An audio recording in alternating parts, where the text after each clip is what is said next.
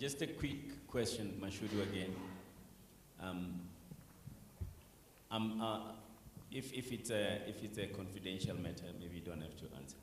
But what percentage of the work or the fee are the imaging firms getting from your firm? And when do you anticipate that an imaging firm will do the audit by itself? Okay. How long would it take? Okay, and then we'll take a question from Laura. Okay, thanks, Mawatu. This will be a very quick one. The power of the auditing committee in the ability to appoint an external auditor or for corporate action review, it's very, very critical. So probably one of the possible actions out of this room is those that are in audit committees to actively influence those choices. And I like what Sbu said, deliberately ensure that the resources are there, because the only way to kill transformation is to talk about it and not put the money behind it. And not every imaging firm needs coaching. Thank you. There was a question. Sbu, do you want to take it? Okay. I didn't hear the second question. Was it a question or was it a comment? No, the comment was saying Yeah. every imaging firm needs coaching. Do you agree or disagree? So that not every firm needs coaching. Emerging firm needs coaching. No, certainly. No, because I own an auditing and accounting firm, 88% women CAs, 32% blacks. The capability that's in there is actually better than some of the big four. Confirmed. Okay. Yeah, look, obviously not necessarily every firm. It depends what you want to which industry you are in, the experience of the firm as well. So not necessarily every firm would need to have a partner. There would be opportunities where you can appoint a black firm on their own. So I fully agree with you. And that's why I made a comment earlier on where I said we should be ashamed of ourselves that in this day and age, we are still sitting here talking about how to partner black firms with the big four firms, because we should have long surpassed that. We should be having black firms that can stand on their own, that can compete. Yes, that can compete.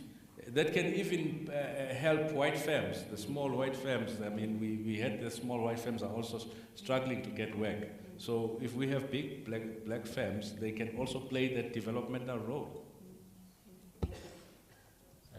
I'm not sure which questions to try and answer. I mean, we're at the start of a journey in trying to answer the question of the first question, where we're probably at around just shy of 20% of our audit fee is paid, is the black audit firm. I don't know. I hope that there is a day that we can do our entire audit without a big four, be quite honest about it.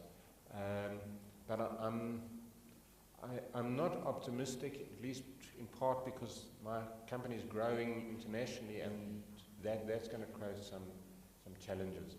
And already, even between the big four, we have challenges with the different auditors in different countries. I think back to the second comment. I think there definitely is a view out there that there isn't the capacity in black, and particularly black women firms, and exactly my point is. My experience of it is the exact opposite. There definitely is the capacity in there, and there are people, and there are people that can do the job. And already, we're in cases, and where it's not a technical insurance piece, or where they already have the skills, we're already using the black firm on their own for pieces of audit work, because there's no reason why not. And I'm going to just end off by thanking my panelists. We have to cut the session short, but I think this was informative, and the whole idea was that if you're a member of an audit committee somewhere, you've had information about how you can start transforming and playing a role in acceleration of the transformation of the audit profession, and you hear how other people are doing it. You've heard what the challenges are and how to overcome those challenges. So nothing is impossible. There are challenges, yes, but they can be overcome. So wishing you all the best in your work as audit committee members. Thank you. Thank you. Mabatu, thank you so much for doing an excellent job in running and compressing this session. I've got one pending question as the program director.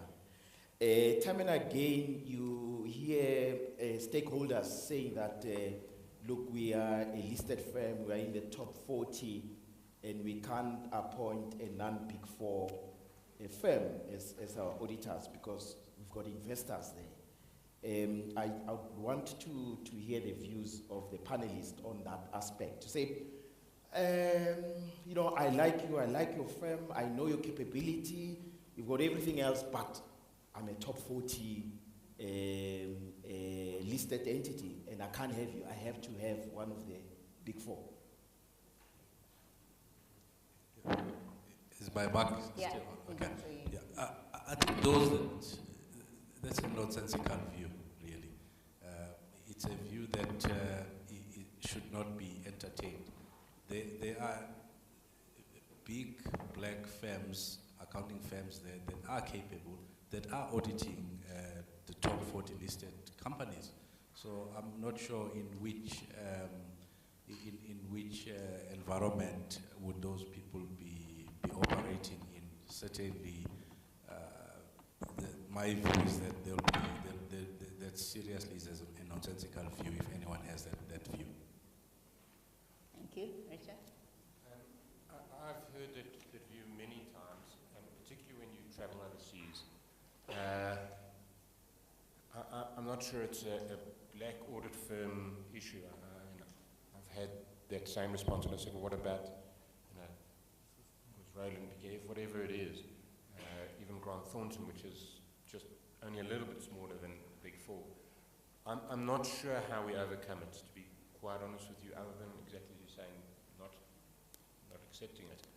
But it is difficult when it's foreign shareholders or foreign bond markets or stuff like that. But hopefully the changes that are happening in the EU from a legal transformation point of view, and a recognition that actually the Big Four got us into a lot of problems. So it isn't it's a perception that there's confidence and we should place all of our confidence in the Big Four. Yeah. How do we break that perception? 100%. Yeah. Thank you so much. This is a subject I'm passionate about. Unfortunately, time doesn't permit.